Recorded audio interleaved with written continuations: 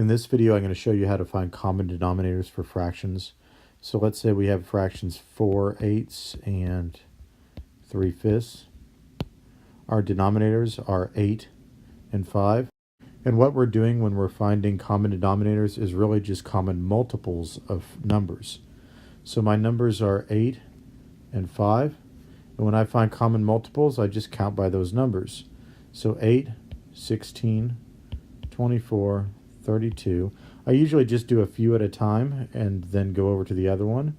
5, 10, 15, 20, 25, 30.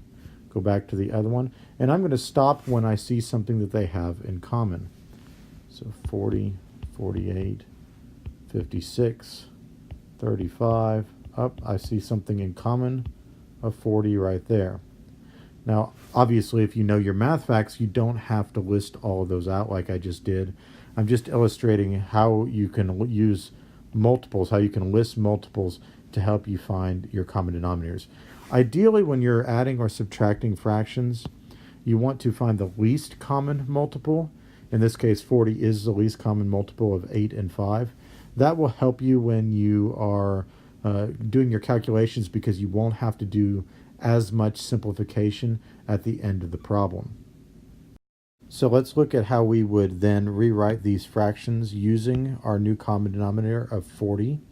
I'm going to write these fractions vertically, just as I would if I were to be adding or subtracting them.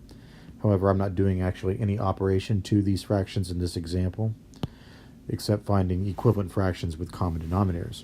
So my common denominator is 40. Out to the side, I'm going to put a 40 next to my old denominators, the 8 and the 5. And I'm then going to ask myself, in my first fraction, 4/8, I'm going to ask myself how many times did I split up that 8 to get 40 parts? Because I originally had 8 parts. In my new fraction, I'm going to have 40 parts.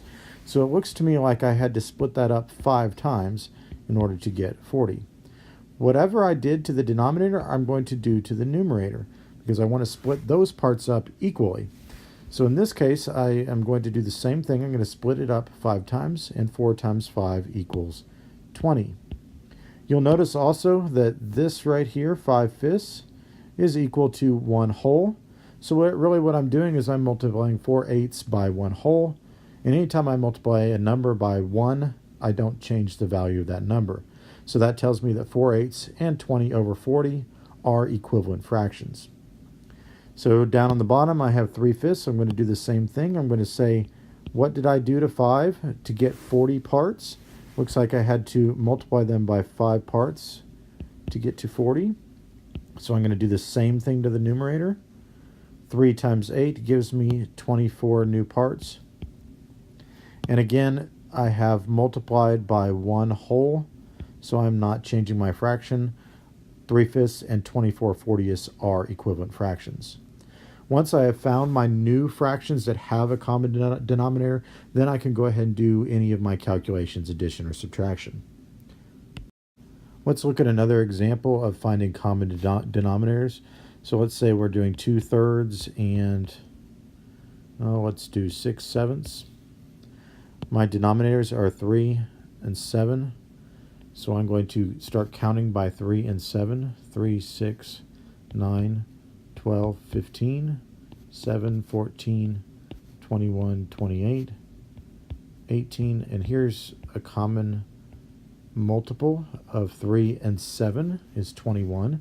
That actually is the least common multiple of 3 and 7.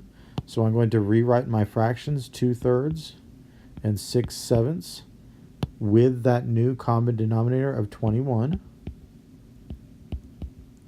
I'm going to ask myself, what did I do to this 3 to get to 21? I split it into 7 more parts, so I'm going to do the same thing to the numerator.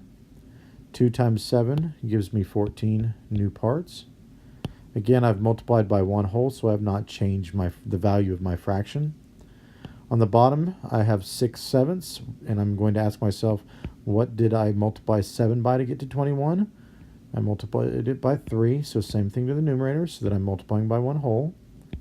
6 times 3 equals 18. So now I've rewritten my fractions with common denominators, I could go ahead and do any of my calculations. Now you may have noticed that in this example, I could have just multiplied 3 times 7 to get to 21. That will always give you a common denominator, but it's not always your best common denominator, because oftentimes there is a smaller multiple of those two numbers that will save you time again at the end of the problem, so you don't have to do as much simplification. But if you're ever stuck and you can't think of something just off the top of your head, you always have that option of multiplying the denominators of your original fraction to get a quick common denominator. Here is another example of finding common denominators. Let's look at 3, 6, and 5/10. So my fraction, you probably have noticed right away before I do anything that these two fractions are really the same thing as 1/2. But I'm going to go ahead and leave them as they are instead of changing them both to 1/2, and I'm going to look for a common denominator as they are. Now in my last example, I said I could just multiply 6 times 10, and I would get a quick common denominator of 60. But this is an example of a problem where there actually is a smaller common multiple that will save me time if we're actually doing some calculations here. So let's look at 6 and 10 and start counting by them just as I did before. So 6, 12, 18, 24, 30, 10, 20, 30. And I'll notice that my least common multiple of 6 and 10 is actually 30. So I'm going to rewrite my fractions using those common denominators of 30. And now I'm going to find my equivalent fractions. So I multiplied 6 by 5 to get to 30. So I'm going to multiply 3 by 5 to keep it the same value. 3 times 5 is 15.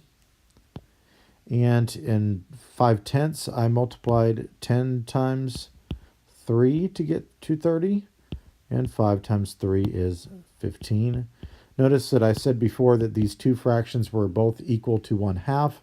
So that's why you'll notice that in my new equivalent fractions, they are the same because they both now have a common denominator of 30. So obviously if I were adding these, 1/2 plus 1/2 would be 1 whole. If I were subtracting them, 1/2 minus 1/2 would be nothing. And that's pretty evident when you realize that we're doing 15 plus 15 will give you 30 30ths, and 15 minus 15 will give you 0 30ths. Let's look at one more example of finding common denominators. So let's use 1/8 and 3/4. If I couldn't think of a common multiple of 8 and 4, I could always multiply 8 times 4. And in this case, I would have gotten 32. But this is another example of how multiplying your denominators is not always the best choice, because that is not the least common multiple of 8 and 4. If I count by 8 and 4, I can get 8, 16, 24, 32. If I start counting by 4, 4, 8, and I'll notice right away that I have a least common multiple of 8. So if I were to rewrite my fractions with a common denominator of 8, then I could go ahead and perform any calculations I wanted. Notice in my fraction at the top, 1/8, it already has a denominator of 8, so I can simply just write an equal sign there. I don't have to do anything to find equivalent fractions because it's already in 8s. 3/4, I'm going to ask myself how many times did I multiply 4 by to get to 8, which is 2. Do the same thing to the numerator so I don't change the value of my fraction. 3 times 2 equals 6. So 1/8 and 3/4 has a common denominator of 8. I found my equivalent fractions, and now I'm ready to perform any calculations.